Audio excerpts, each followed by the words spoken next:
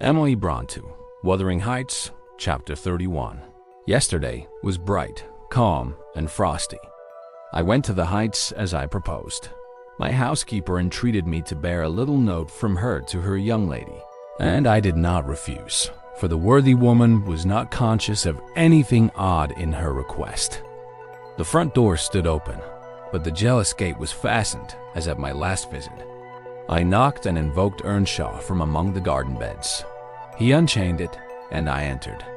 The fellow is as handsome a rustic as need be seen. I took particular notice of him this time, but then he does his best apparently to make the least of his advantages. I asked if Mr. Heathcliff were at home. He answered no, but he would be in at dinner time. It was 11 o'clock, and I announced my intention of going in and waiting for him, at which he immediately flung down his tools and accompanied me in the office of watchdog, not as a substitute for the host.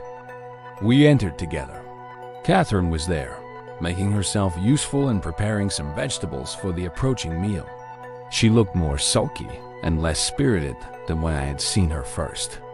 She hardly raised her eyes to notice me, and continued her employment with the same disregard to common forms of politeness as before, never returning my bow and good morning by the slightest acknowledgement.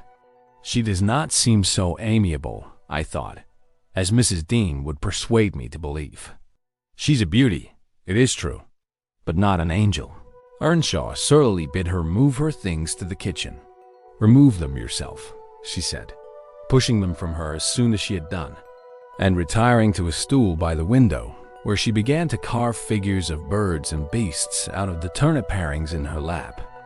I approached her, pretending to desire a view of the garden, and, as I fancied, adroitly dropped Mrs. Dean's note onto her knee, unnoticed by Hareton, but she asked aloud, "What is that?" and chucked it off. "A letter from your old acquaintance, the housekeeper at the Grange," I answered, annoyed at her exposing my kind deed, and fearful lest it should be imagined a missive of my own. She would gladly have gathered it up at this information, but Hareton beat her. He seized and put it in his waistcoat, saying Mr. Heathcliff should look at it first. Thereat, Catherine silently turned her face from us, and very stealthily drew out her pocket handkerchief and applied it to her eyes.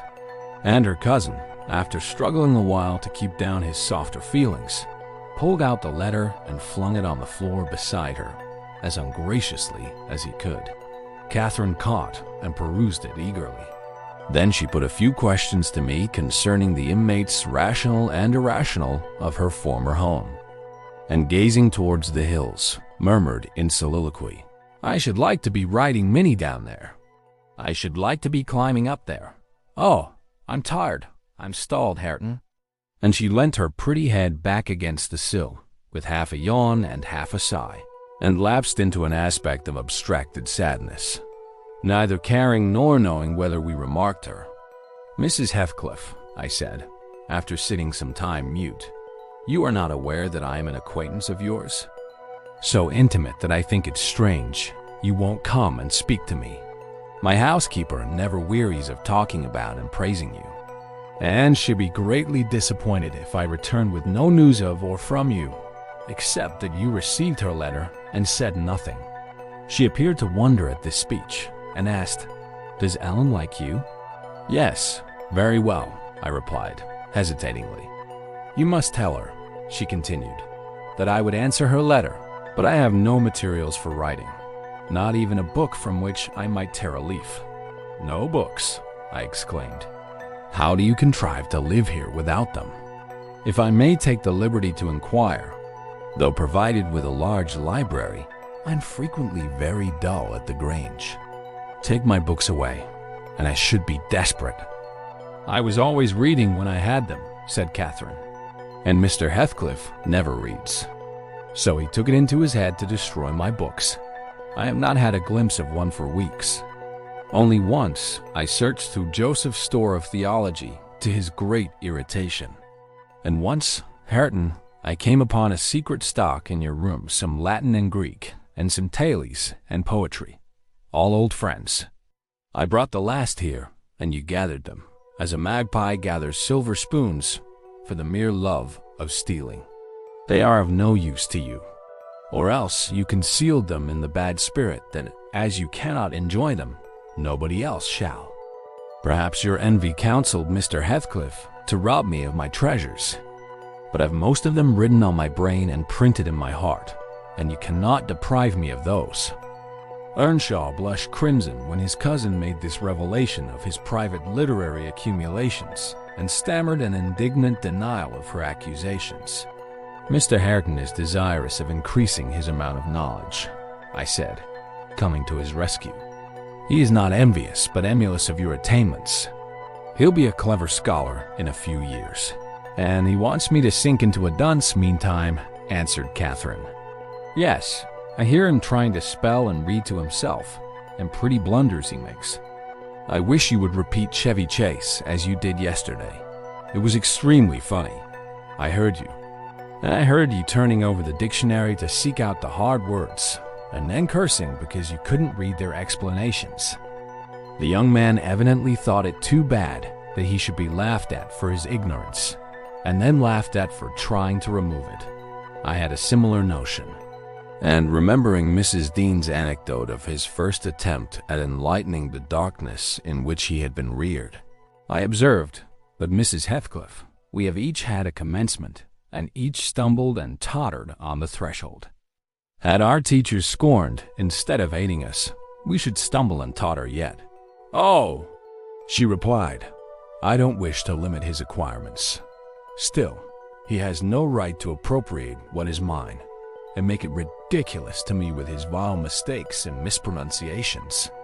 Those books, both prose and verse, are consecrated to me by other associations, and I hate to have them debased and profaned in his mouth. Besides, of all, he has selected my favorite pieces that I love the most to repeat, as if out of deliberate malice." Hareton's chest heaved in silence a minute. He labored under a severe sense of mortification and wrath, which it was no easy task to suppress. I rose, and from a gentlemanly idea of relieving his embarrassment, took up my station in the doorway, surveying the external prospect as I stood. He followed my example and left the room, but presently reappeared, bearing half a dozen volumes in his hands, which he threw into Catherine's lap, exclaiming, "Take them! I never want to hear or read or think of them again." "I won't have them now," she answered. "I shall connect them with you, and hate them." She opened one that had obviously been often turned over, and read a portion in the drawling tone of a beginner, then laughed and threw it from her. "And listen," she continued, provokingly, commencing a verse of an old ballad in the same fashion. But his self-love would endure no further torment. I heard, and not altogether disapprovingly, a manual check given to her saucy tongue. The little wretch had done her utmost to hurt her cousin's sensitive, though uncultivated feelings, and a physical argument was the only mode he had of balancing the account and repaying its effects on the inflictor. He afterwards gathered the books and hurled them on the fire. I read in his countenance what anguish it was to offer that sacrifice to spleen. I fancied that as they consumed, he recalled the pleasure they had already imparted, and the triumph and ever-increasing pleasure he had anticipated from them. I fancied I guessed the incitement to his secret studies also. He had been content with daily labor and rough animal enjoyments, till Catherine crossed his path. Shame at her scorn and hope of her approval were his first prompters to higher pursuits. And instead of guarding him from one and winning him to the other, his endeavors to raise himself had produced just a contrary result.